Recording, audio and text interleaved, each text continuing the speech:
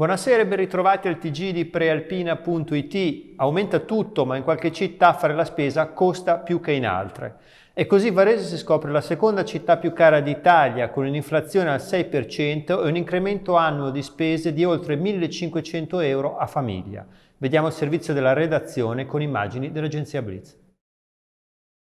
È un quasi primato di cui c'è poco da vantarsi. Varese è la seconda città più cara d'Italia. L'inflazione nel 2023 è stata del 6% rispetto all'anno precedente, con una spesa aggiuntiva di 1.582 euro a famiglia. La città giardino sale dunque verso la vetta. L'estate scorsa era la settima più cara d'Italia, ora la seconda. La classifica è stata stilata dall'Unione dei consumatori sulla base dei dati Istat. Al primo posto, neanche a dirlo, c'è Milano con 1.656 euro in più di carovita a famiglia. La città più virtuosa è Potenza, con l'inflazione più bassa d'Italia. Si sono spesi solo, si fa per dire, 731 euro in più a famiglia nel corso del 2023.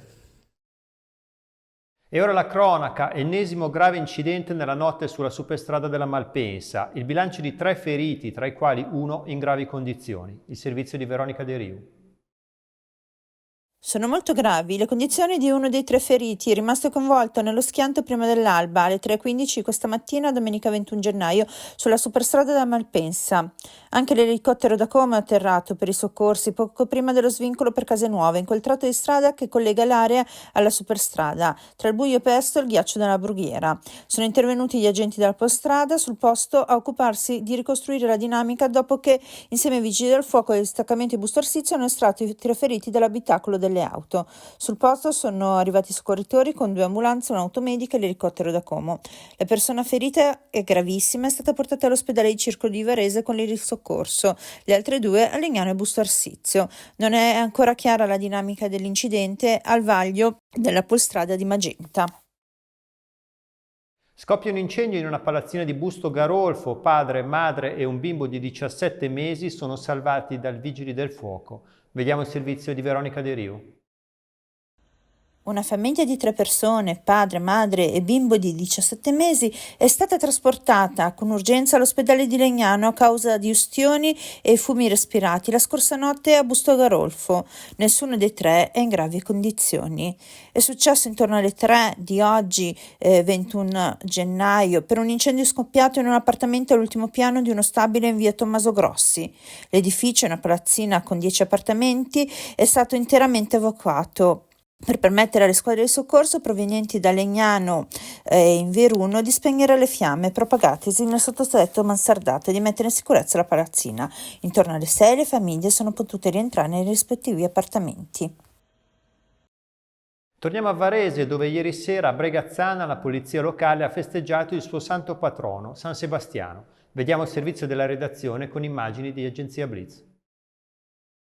La polizia locale di Varese ha celebrato ieri sera il suo santo patrono, San Sebastiano, con la tradizionale cerimonia e la messa nella chiesa di Bregazzana. Era presente anche il sindaco Davide Galimberti. Il comandante Claudio Vegetti ha illustrato i dati dell'attività svolta nel corso del 2023. Qualche dato: 18.000 le infrazioni per eccesso di velocità, 2.500 per non aver rispettato il rosso al semaforo. Ciò che più allarma sono però i 30 casi in cui il responsabile di un incidente non si è fermato, dunque casi di pirati della strada. Altro risvolto preoccupante: le 400 multe per auto parcheggiate indebitamente sui posti riservati ai disabili. Gli incidenti rilevati dalla polizia locale di Varese sono stati 616, in quasi 200 la causa è stata l'alta velocità. E ora lo sport. Hockey su ghiaccio. I mastini sono fuori da Coppa Italia. L'analisi della sconfitta nel servizio di Matteo Floccari.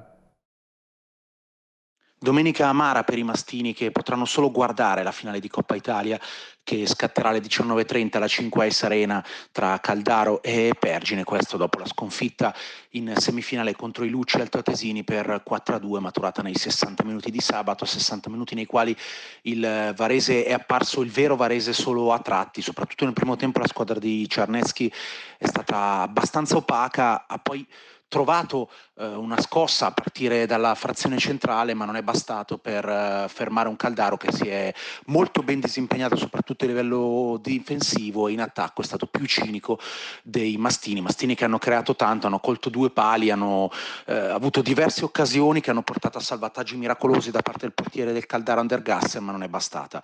Quindi la Coppa Italia per loro è finita, adesso testa il campionato che riprenderà per il Varese sabato 27 gennaio proprio a Caldaro in trasferta alle 19:30.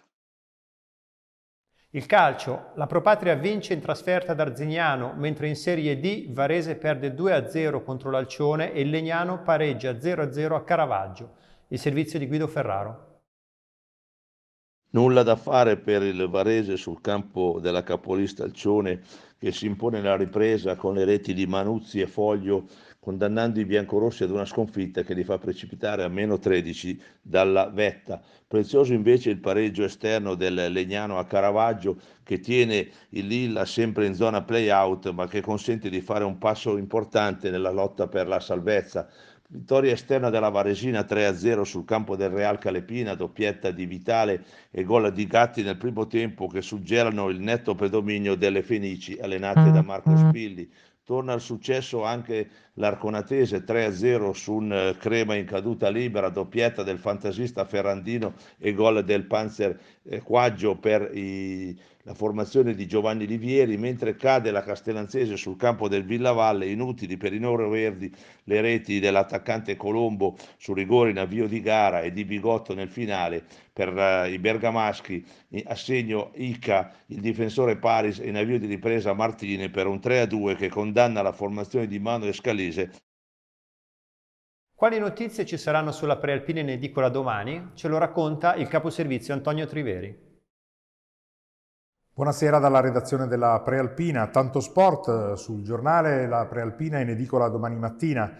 In primo piano il basket con la super sfida dell'Open John Metis alla Virtus Bologna davanti al sold out dell'Itelium Arena a Masnago con 5.000 spettatori. Nel calcio spicca in Serie C la vittoria esterna della Pro Patria ad Arzignano, mentre in Serie D il Varese è sconfitto in casa dell'Alcione e la Varesina svetta per 3-0 in terra bergamasca.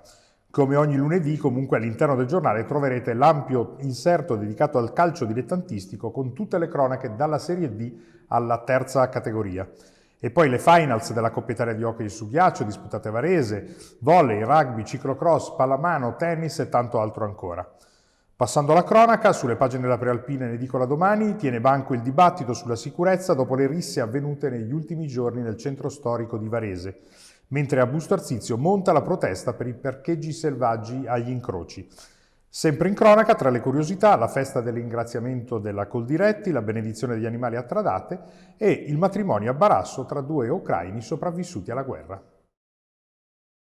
E con queste anticipazioni si chiude questa edizione del TG di prealpina.it. L'appuntamento è per domani alle 19. Una buona serata a tutti.